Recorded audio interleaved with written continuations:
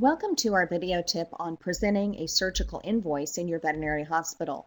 This is Wendy Myers with Communication Solutions for Veterinarians in Denver, Colorado, and we help practice teams with communication skills and client service. We offer training through monthly CE credit webinars. Also, we have books and videos available on our website at csvets.com. Now, when you diagnose a veterinary patient with a problem that needs surgery or dentistry, we recommend that you provide a treatment plan at the time of diagnosis, and that plan is going to detail for the pet owner exactly what services that pet will need along with your professional fees. You can have that client sign and accept that care either at the time of diagnosis or the morning of the surgical admission. Now, the treatment plan is actually a legal consent form. And what this does is it gives your medical team legal permission to treat the pet and deliver those services. But it also has a secondary purpose, and that's that the client understands and accepts both your fees and your hospital's financial policy. I usually have a copy that you retain in the medical record, and then also one that the client keeps for reference as well, because sometimes one partner may bring in the pet for surgery and another one picks up the pet at discharge. So I like to always give the client a copy of the document that they've signed.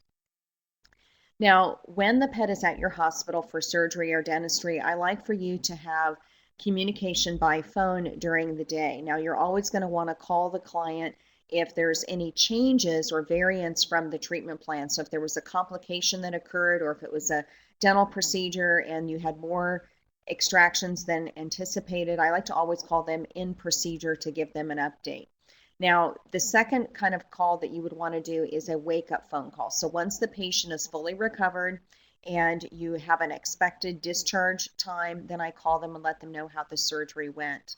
Now, I do like during that wake-up phone call to confirm exactly what time they will pick up their pet, and I like to have it actually be a set time, and you can either have a technician or the veterinarian discharge the patient based upon the complexity of the case. I like to have a set time because then we can make sure that the medical team has prepared any home care instructions and also filled any medications, and we're ready when the client arrives, because as you might imagine, pet owners can be very anxious on a day that their pet has had surgery. So I really want to communicate confidence and that we're fully prepared and ready to discuss the details with them upon the set arrival time. Now, when the client comes in the front desk, I like for the receptionist to greet the client by name, because she probably actually saw this same client this morning when the surgery check-in occurred. So the client service representative would say, I'll let the doctor know that you've arrived for your discharge appointment for Max. Then the client's going to go into the exam room, and I do recommend that you always discharge in the exam room, never in the lobby, because there's a lot of distractions with ringing phones and barking dogs and other clients coming and going, and I want to make sure that we have that private conversation. Now, because the pet can be a distraction, I have the pet stay in the treatment area, and it's just the client and the doctor or technician alone together in that exam room. And the doctor or technician is going to go through all of the results of the surgery, probably in a little bit more detail than we did during the wake-up phone call. Also explain medication instructions and any home care that needs to happen. Now, if there is a progress exam or a future follow-up care that's needed, I also try and set that at the time when they pick up their patient. Now, during the discharge visit, you'll also want to share any x-rays that you took and also provide copies of lab results and explain those in detail so the client has a very thorough understanding and sees value for the professional services that their pet received today. Now, I like to have you then check out the patient in the exam room. So let's say that this was at $1,500 surgery. Imagine checking out at the front desk and there's a new client seated in the lobby and she hears the person in front of her has a $1,500 bill and she's next. Wow, that can be a little bit of a negative first impression. So I always check out in the privacy of the exam room. So I explain to the client once we've gone through all of the home care instructions and any information that they need. For your convenience, we'll just take care of payment in the room today, and then explain to them which payment choices you accept, including any third-party financing that your hospital takes. Which payment method will you use today indicates very subtly yet professionally that payment is due at the time of service. You're going to summarize to the client the categories of their surgical invoice. They may have a 3-page surgical invoice, and I honestly don't want you to read them 3 pages of charges. So you're just going to give them the general categories. So today your dog had orthopedic surgery. That included his exam, the pre-anesthetic testing, anesthesia, monitoring, IV catheter and fluids, pain relief drugs, and then post-operative nursing care. I use the phrase going home because I want to confirm that they have physically in their hand anything that they're supposed to leave with. So, for example, maybe an e-collar or some pain medication.